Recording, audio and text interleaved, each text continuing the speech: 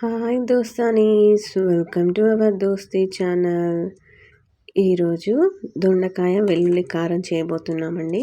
ముందుగా ఒక పాన్ తీసుకొని అందులో ఒక స్పూన్ పచ్చిశనగపప్పు, అలాగే ఒక స్పూన్ ధనియాలు వేసుకొని వేయించుకోవాలి.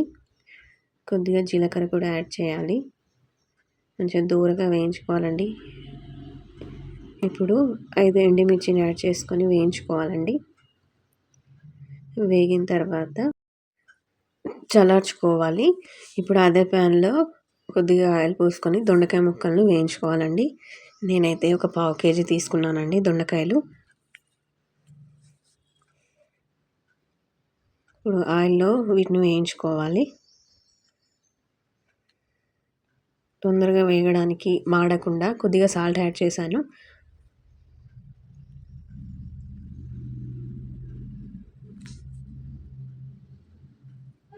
దొండకాయ ముక్కలు వేగుతుంటాయి. మనము ఇప్పుడు వెల్లుల్లి కారాన్ని రెడీ చేసుకుందాము.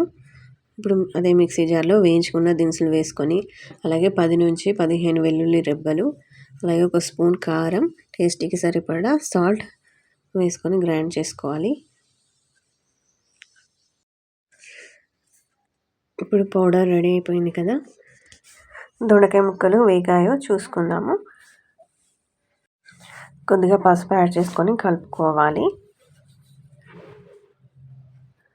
అలాగే ఇప్పుడు మనం రెడీ చేసుకున్న పౌడర్ను కూడా వేసుకొని కలుపుకోవాలండి.